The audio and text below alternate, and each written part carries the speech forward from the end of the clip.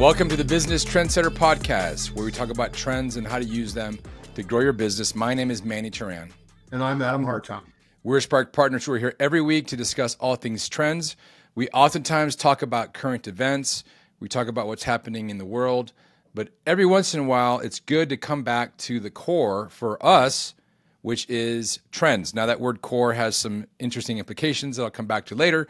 But it's kind of interesting to go back to what we really talk about day in, day out at Spark Partners, which is how to use trends to grow your business. So let's start there, Adam. And you know, I think it's important for some of our viewers and listeners to understand why they're so important. Why are trends the thing that we talk about day in, day out? Why are they so important for a business owner or a leader to know about trends? Well, I go, no matter where I go or who I talk to, I could be at the bocce court or somewhere. People are always talking about what's happening in the world, where things are headed. You know, they'll be talking about what's happening at the grocery store and how retail is changing. What's happening at the Walmart and compared to buying something from Amazon. But, the world is changing and everybody's participating in those changes. But what's fascinating is that when we get back to our business or what we do in our business, we don't translate that conversation into an impact for us that could be negative or positive. There's a tendency, even as business leaders owning small businesses, running mid-sized companies, there's a tendency to say, well, my job is to run the business as it is, right? Now, for those of you who read my book, Creating Workplace Disruption, which came out far too long ago, but anyway, the book itself originated not as much around what we do today around trends, but the original thought was, why do people get stuck, right? And I found out that people get locked in. In other words, they set up an environment and they get locked into it. And one of the analogies I like to use is a family. You get married or not, but you have a couple or three kids, you have a family unit. And before you know it, you're running that family unit, right? And that's where you're spending your time. And yes, you're trying to keep up with the world, but in real context, when you're raising children, you're locked in. You've got to get those kids to school. You got to take care of them. You got to feed them. You got a job. You're not going to quit trade jobs quickly or easily. You're not going to move to a different job unless you're really comfortable that your family's going to be taken care of. You're not willing to move to another town unless you're sure that the schooling is going to be okay for your family. You're not going to take high-risk investments for fear that you'd lose your platform, that you need your backdrop in case you lost your job. That's locked into my family, locked into what I'm doing, and it reduces the opportunities to do things that are new and different. Well, we tend to do that in business, which is horrible. Because businesses need to be flexible. They need to be adaptable. But, if we buy a building, all of a sudden we got to make use of the building, right? Or if we take a long-term lease on a building, or if we, anytime we buy a bunch of assets, or maybe we get a trademark and we think we need to maximize use of that trademark, or we patent something and we say, well, our objective is to, get the maximum value we can out of this patent. You're not really thinking about what the world's doing. You're thinking about how do I get value out of what I've locked in on. Now, that's hard to assess. People get locked in. It's very hard to walk into somebody and say, wow, you're letting that building lead you down the road to make a bad decision. So, because that just feels bad. Nobody wants to hear that I made a decision 5, 10, 15 years ago, and now I'm going to regret it. No, that's a horrible way to go about trying to make change. So to make change, it's easier to say, well, what's the future going to look like, and can I direct myself towards that future?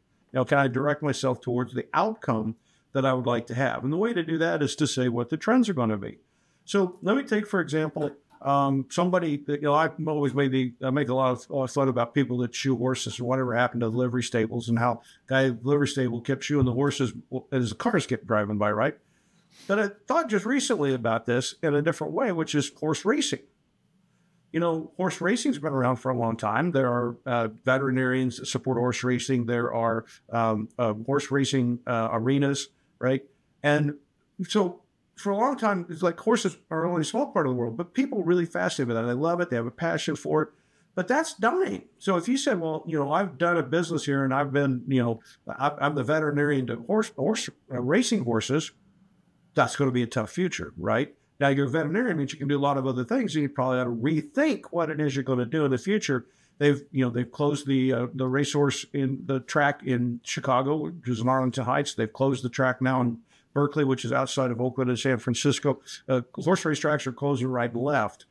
So if you were, like I said, a veterinarian for those people, if you did gaming equipment for those people, If you were somebody that was involved, in suing the racetracks because your horse broken legs for horses, that business, that's all going away. And so what happens is you have to realize that things do go away when the new things come in. And we need to look at trends to say, is the thing I'm supporting or my customers, the thing I'm doing, is it at risk of going away? And at the same time, what are the opportunities that could be growing faster, that could be new, that could be different that I should enter into, right? Things that take me out of my locked in position and make me start saying, maybe if I changed a little bit, my world would be better and I would have better outcomes. Yeah, and I think there's a couple different pieces of that stool, the three legs, if you will. I mean, there's the idea of the trends out there, but then you mentioned this idea of lock-in, and I think the missing piece has to do with that decision maker. You can imagine somebody that loves and is very passionate about that. You know, you mentioned the veterinarian that does the horse racing, the horses and all that, and they are going to be very hard to move away from something that they're passionate about. And I think that's nothing wrong with that industry.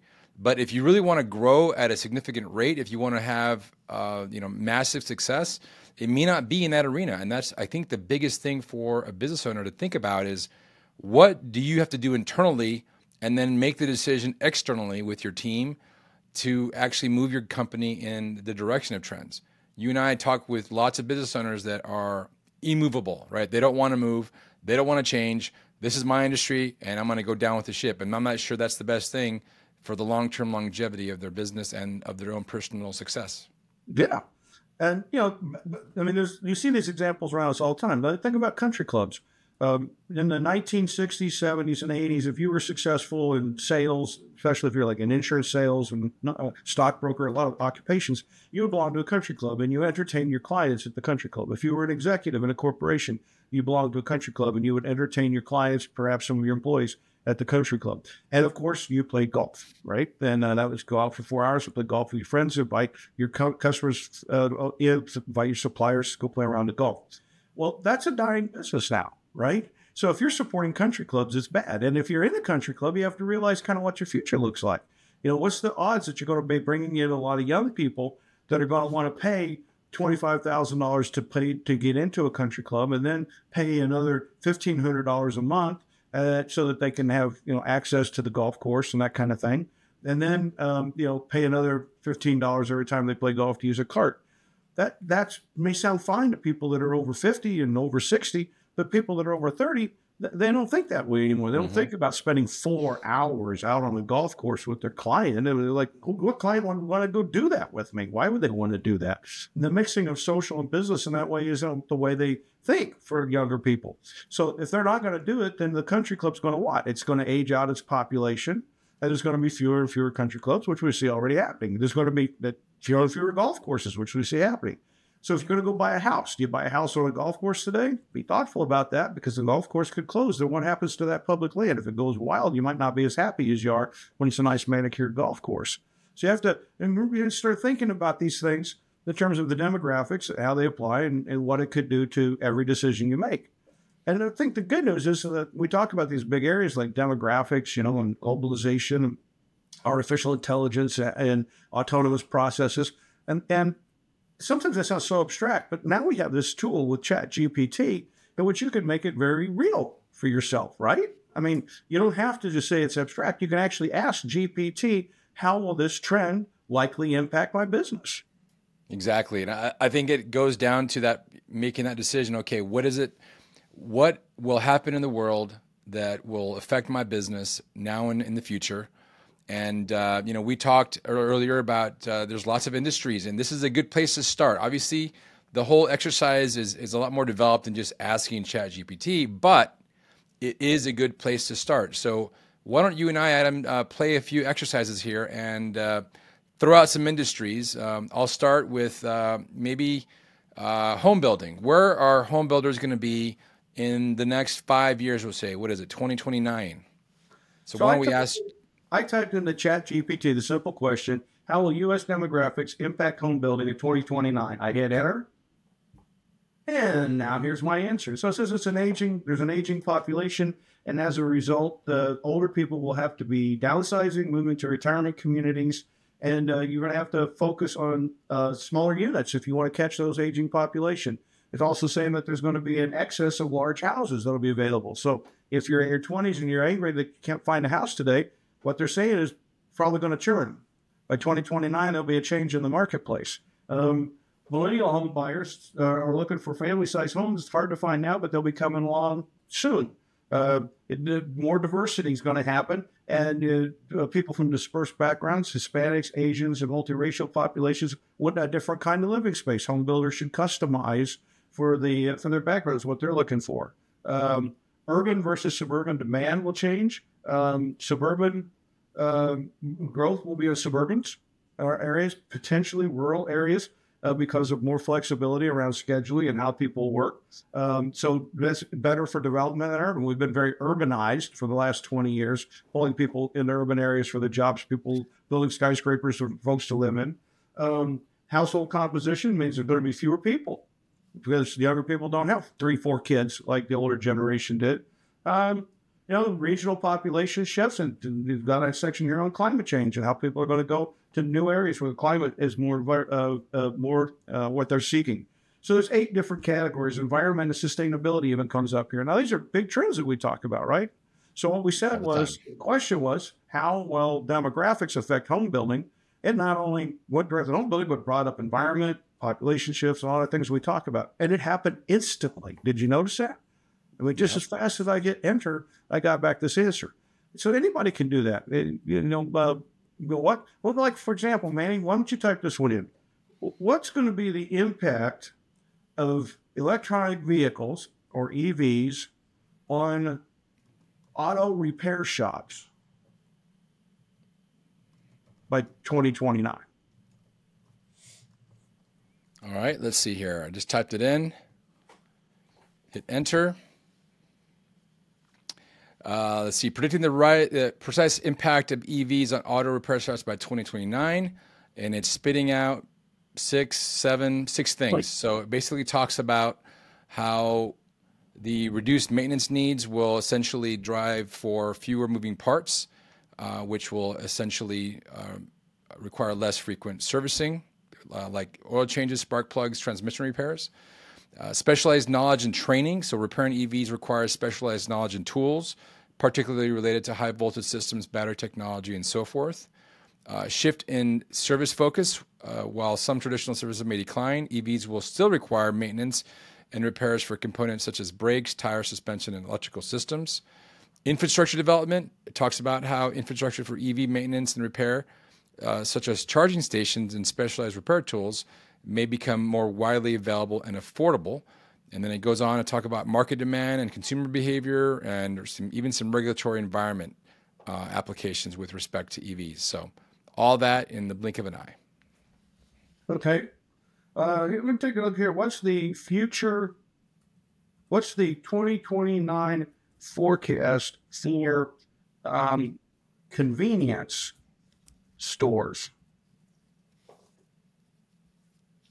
And it's saying that there will be technology integration, there will be more AI. E-commerce will force these guys into home delivery.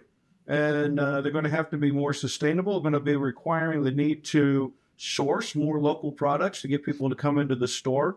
If you want to get the millennials, you're going to have to use Apple Pay and other other pay systems rather than just cash and credit cards. People are going to become more price sensitive because they're in a competition with the quick shipments that Amazon and other e-commerce companies could give a day or a few hours. So right here, if you own some convenience stores, you might want to take a look and see, well, what's going to happen to you? Because this is already indicating that there's going to be a very different landscape in 2029. Yeah, very true, very true. And it's a pretty amazing. If you think about 5-10 years ago, this was unheard of. I mean, of course, we had Google, but in Google, you had to sift through a lot of other things. And so these large language models and all the other framework associated with AI are delivering to you a good starting point. Obviously, it's not the end-all, be-all, but it's going to give you a good place to start. Now, we talked about the adaptation or the implementation of ChatGPT into the iPhone, for instance. and how that's raising some interesting eyebrows with the likes of Elon Musk, who has talked about forbidding it in his facilities because, of course, he's developing his own version, Gronk, at, formerly known as Twitter X. And so let's talk about how Apple has maybe made some interesting choices and decisions. And I mean, they're one of the experts in really advancing their own company with respect to trends. Yeah, AI, these large language models are built on big data sets. So when you think about a company like Google, which has this enormous amount of data, right? That they've been looking at our searches for 20 plus years, and they've watched us walk around the web.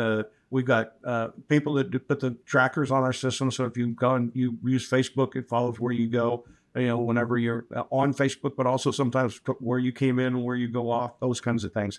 One of the questions that I've always been amazed at is that people don't seem to care. Well, in fact, if they've had the ability in the past to try to figure out who you are and feed you information or feed you ads, they're going to be like 1,000 times better going forward because they're going to have machines, these AI engines that will be able to figure out what you're doing and what you're looking for. So your Google searches are going to probably get a lot better and even more targeted, but that's because they're going to know who you are in a much better way. And so what the thing about Apple and Apple stock, of course, has gone up a lot since the developers conference last week. And a big reason is because what they're saying is they're going to embed ChatGPT right into the iOS on your phone. And as a result, it's going to remember what you do and it won't be on a big network. In other words, Apple's not taking the data off your iPhone and doing something with it. So that means that every time you use your iPhone is learning what you do and how you do it. So a lot of menial tasks, like maybe some of your shopping, some of your searching, some of your finding your way around locations that you go to typically. You might know, like, for example, realize that typically when you go somewhere, you avoid highways or you prefer highways. It'll be able to figure out if you need to get gas stations or if you never asked about a gas station. It'll figure out kind of your driving patterns, and it'll know what you're trying to. Do you want the short distance, fastest distance? All that stuff will be right on your phone. It'll be unique to you. So we're going to have some interesting things coming up. Are you happier with answers that you get from large data sets like Google with Google Maps, or would you be happier with your own personal data sets? But right now, the banking by the pundits is that you're going to be happier with your own, that you don't like sharing the data. You don't want Apple to track where you go all the time. And so therefore, this will actually make the iPhone even more popular because you don't have to worry about somebody tracking you and your data becoming part of a bigger data set. And that is, so it's embedded right in your iPhone. It's going to be embedded in the applications you do. So if you're working on a spreadsheet, or if you're using your calendar, if you go to your calendar or to your contacts and you do a search on a name, you can put a keyword with it. So I could say, hey, I want to know about Manny speaker. And then all the other Mannys will go away. Only the Manny that's the speaker Manny will come up on my right. Contacts, right? So that's where we see a company that in December, everybody said Apple didn't have any AI, didn't know what it was doing. We saw that Apple laid off and stopped its autonomous car division entirely, which made a lot of analysts upset. But if you think about it, a lot of people in autonomous cars. You got Elon Musk betting the company on autonomous cars. You got the car companies now big on autonomous cars. The question was Apple going to be able to make a breakthrough in that area? Instead, they converted those resources into AI at the end of the year. And now we're seeing that effort 6 months later have a giant leap forward in terms of the platforms they have. The good news is they've got about 40% of the market, more than that in the United States. And so as soon as they make something happen, they've already got the user base. So the user is sitting there looking at their iPhone saying, do I want this iPhone? Do I want a different product like the Google Pixel phone or a phone from another competitor? Or do I want to go buy a brand new iPhone that'll have a whole bunch of new features on it? And so there's a lot of thinking now that, okay, this is a step change improvement in terms of the iPhone capability. But it's an example of sitting there saying, okay, what was the trend that I was on? Autonomous cars. I spent a lot of money on autonomous cars. Is that going to pay out for me? A lot of competitors getting in there. It's slow to develop. There's a lot of problems with the Waymo cars. All this stuff's going on. Am I going to make that one work? And how much do I have to keep paying to try to stay in that game? Then AI comes along and says, wait a minute, would I be better to put my money in AI? And you see a stop and a start in something new. This is the part that I think we really want people to understand. Every company can do that, right? Every company can stop and then start again. No and put the doubt. money where it's likely to have the best rate of return. No doubt. And I think I want to tie this something back to what we started talking about at the beginning of this podcast, and that is the idea of adapting and changing. If you want to, and we use the analogy of a swamp and a river and all that, right? If you're in an industry that is not changing, that is pretty stuck, something like the horse racing industry, there's not a lot of action happening there. It's kind of stagnant. And if you like horse racing, that's cool. But just realize that you're not going to make billions in horse racing because it's not something that is in the fast moving river of some of these other trends like autonomous vehicles and AI. And I think change is something that's very difficult for a lot of people to wrap their arms around. What's that old saying about change? Nobody cares about change. It's okay. You just don't want to be changed. And that whole mantra is that, I have nothing wrong with change as long as nobody tries to change me. But if you want to be an intrepid business leader and lead your company to the land of milk and honey, where you're making lots of money, you've got lots of things happening for you, you absolutely need to change, and you need to change in the direction of trends. Yeah. So it's a matter of taking the world and applying it to yourself. And I think one of the things I'm hoping people take away from this session is that you can see a trend. And in the old days, you say, well, I'm not sure what to do about it. We'd say, well, think about it, figure out what you could do. Maybe bring your team together, think about it. Maybe have a brainstorming session, maybe call in us or somebody to talk about it. And what I can say now is you don't have to do that. At no cost, you can go to these online large language models and you can figure out, what it is, that you can ask the question. And you can do that first brainstorming. Now, you got to be aware these large language models make mistakes. They call them hallucinations. They'll come up with wrong answers.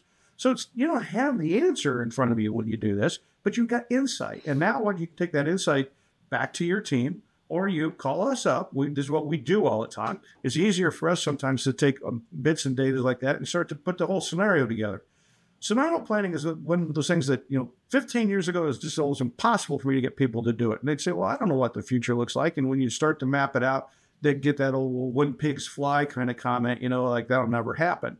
And now the good news is that, we're not so stuck with that anymore, right? We now know that the world's changing and we do need to do better scenario planning. And this is these AI tools are really good at helping you get started. Now, that doesn't mean it's going to be right, but it helps you get started. And the thing you got to look at is the first thing I always tell people is before you go do something new, you're going to have to stop doing something you do today. Okay, our days are full 24/7. We don't have available time. We're pretty smart about investing our resources. It's not like we got $100,000 sitting around that we can just piss away on something. No, it's not the way we are as people. It's not the way we are as companies. We are using all of our resources. So in order to change, what we have to do is stop something we've been doing to start doing something new. And these tools can be very effective at saying, look, do I need to do more of that? Education right now is changing really fast. We saw it 15, 20 years ago was happening with colleges, universities. So students were increasingly saying, I don't want to go to the campus. I'll do some campus, but I want to take at-home courses, right? I want remote learning. We saw the rise of Phoenix University and other universities that said, we can give you a degree in an online environment. And so the students suddenly had opportunities to switch, and we saw a pretty dramatic shift, and that a lot fewer people were committed to the 4-year go-away environment that had been there for a long time. Well, now that's drifted down even to where we're seeing it happen at elementary school. The states are saying, look, instead of your child going to this school down the street, we're going to give you a $6,000 voucher, and you can put that into whatever school you want. The public school down the street, Catholic school down the street, the Jewish school down the street, or other micro schools and things that are springing up that only have 10, 12 students that might be dedicated to doing Chinese. We're going to have a Chinese education alongside an education of American history.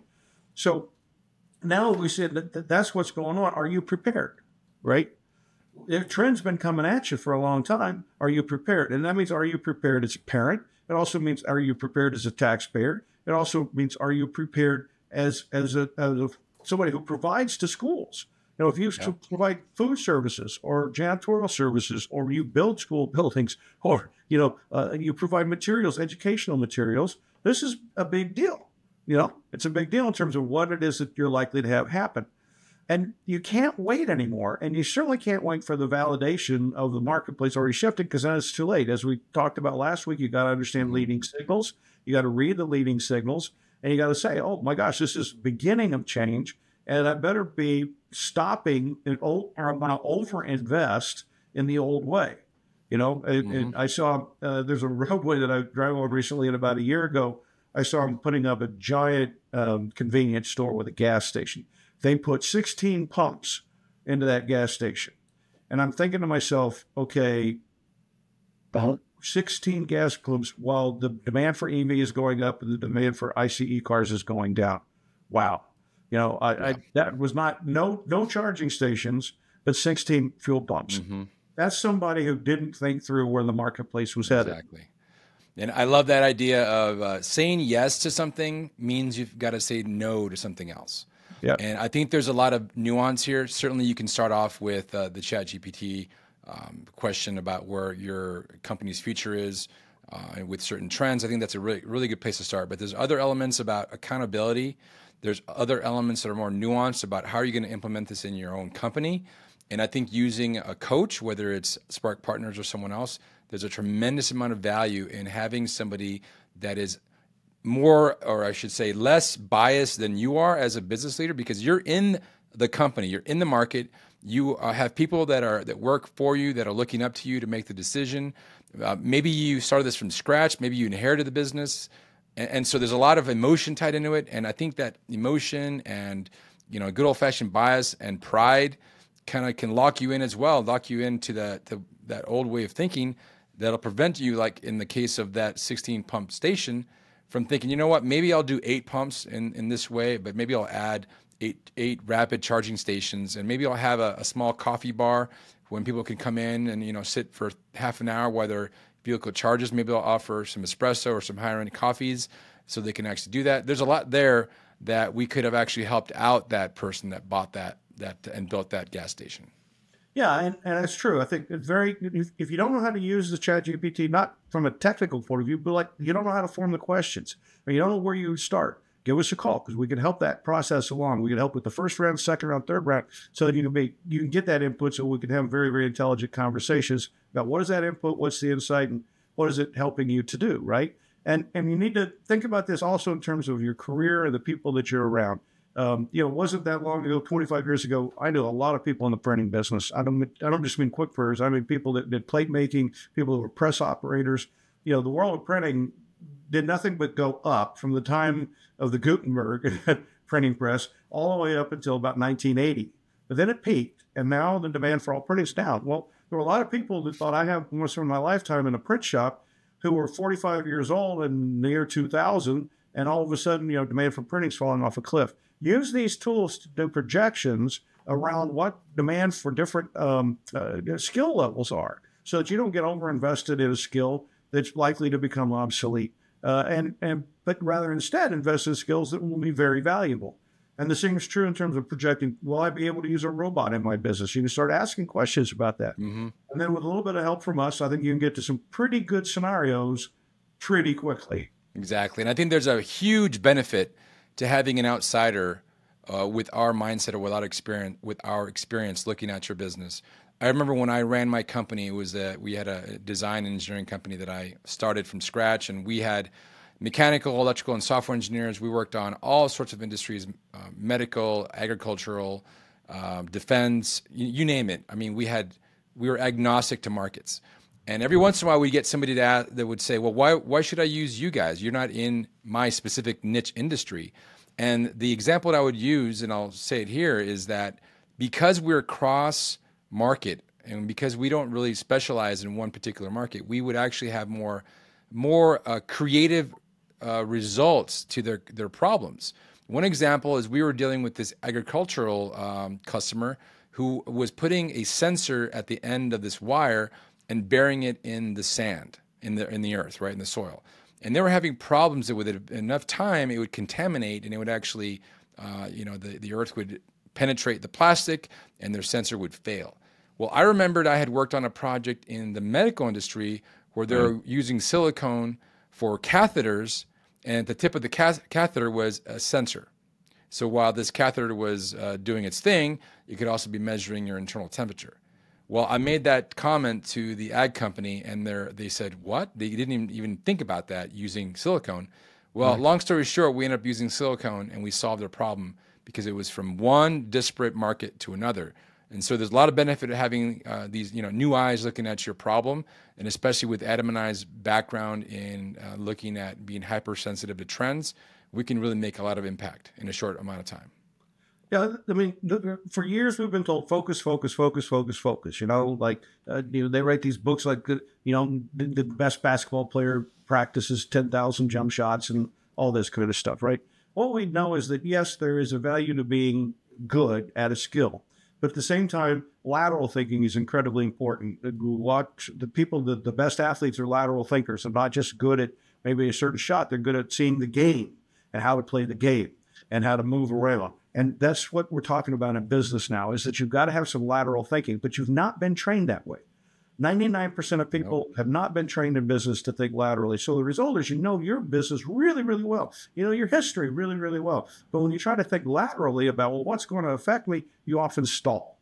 You're like, I'm not sure what to look at. We say demographics, I don't even know what that means for me, or environmental, and what I don't even know where that goes. Right. That's where coaches come in and can help you, break through that wall, ask the right questions, start to get some input, and then start to work the challenges so that you can find your way to the high growth opportunities. Very well said. So just to tie back to the first thing I started talking about, the idea of focusing on your core, that's not the place to be. I mean, that's a place for these books that were written 20 years ago. The world has changed, and are you willing and ready to change with it? Thanks a lot, Manny. Okay, take care, Adam. Cheers.